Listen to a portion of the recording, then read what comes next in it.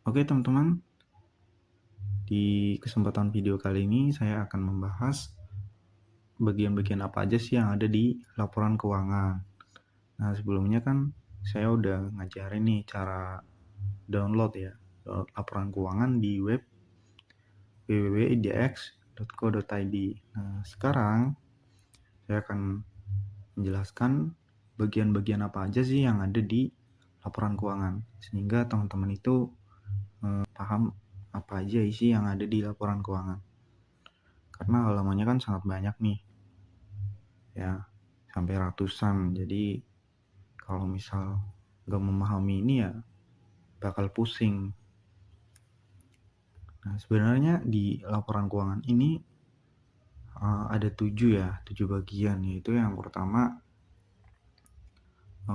ada surat pernyataan direksi.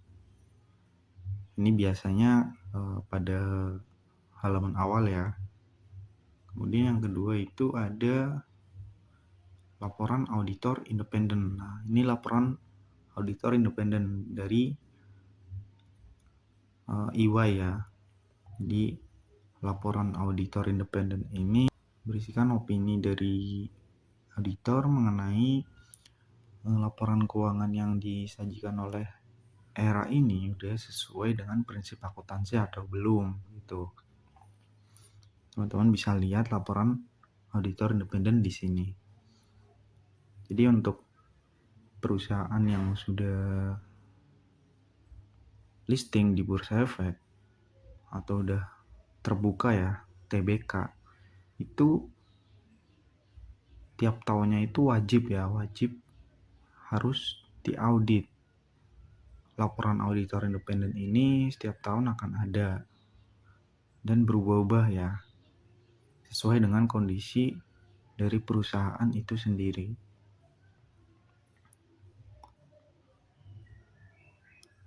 Nah, kemudian selanjutnya itu ada yang namanya isi ya. Setelah laporan auditor itu isi. Nah, isi dari laporan keuangan itu ada 5 ya.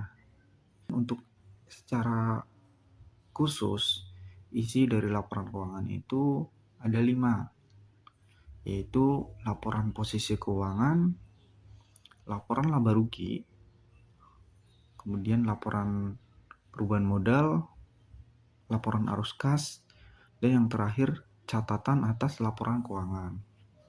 Nah, ini yang pertama, laporan posisi keuangan. Laporan posisi keuangan ini sama dengan neraca ya. Sama dengan neraca yang berisikan tentang harta yang dimiliki oleh perusahaan atau yang dimaksud dengan aset. Nah, ini aset terbagi menjadi 2, yaitu aset lancar dan aset tidak lancar. Nanti akan saya bahas secara spesifik ya mengenai aset lancar dan aset tidak lancar di video selanjutnya. Kemudian selain aset itu ada liabilitas dan ekuitas. Nah ini sebagai penyeimbang dari total aset. Jadi ada persamaannya ya. Kalau misal total asetnya itu 100 juta, ya liabilitas dan ekuitasnya itu di total 100 juta. Jadi sama dengan total aset. Nah, liabilitas dan ekuitas ini, untuk liabilitas itu sama ya, sama seperti kurang lebih sama seperti total aset. Ada liabilitas jangka pendek dan liabilitas jangka panjang. Biasanya untuk jangka panjang itu di atas 1 tahun ya. Kalau jangka pendek itu di bawah 1 tahun. Terkait hutang-hutangnya. Kemudian total liabilitas ya. Total liabilitas ini penjumlahan antara total liabilitas jangka pendek sama total liabilitas jangka panjang. Selanjutnya ekuitas nih. Nah, ekuitas itu sama dengan modal ya, modal yang dimiliki oleh perusahaan. Ya ini ada modal saham, kemudian tambahan modal di store, saham treasury, saldo laba, dan lain-lain ya, yang nantinya juga akan saya bahas di video secara khusus yang membahas tentang ekuitas. Kemudian ini ada total liabilitas dan ekuitas. Nah, ini penjumlahan antara total ekuitas dan liabilitas. Selain laporan posisi keuangan atau neraca,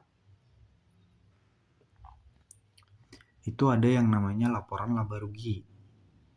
Nah, laporan laba rugi ini yang menjelaskan tentang kinerja dari suatu perusahaan untuk periode tertentu. Contoh di sini ada tahun 2023 ya, sebelah kiri. Itu merupakan hasil kinerja dari era pada tahun 2020. Nah, laporan laba rugi ini berisikan tentang penjualan, kemudian laba yang dihasilkan selama periode tersebut. Jadi teman-teman kalau misal mau lihat berapa nih keuntungan perusahaan tahun 2023, teman-teman lihatnya di laporan laba rugi. Ada akun penjualan sama laba tahun berjalan. Oke, lanjut. Ada laporan perubahan ekuitas atau laporan perubahan modal ya. Ini berisikan tentang perubahan modal yang ada di perusahaan. Kalau misal perusahaan membukukan laba, otomatis modal dari perusahaan akan bertambah.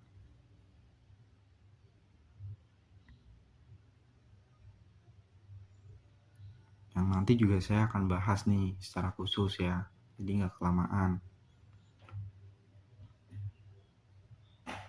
Kemudian lanjut yang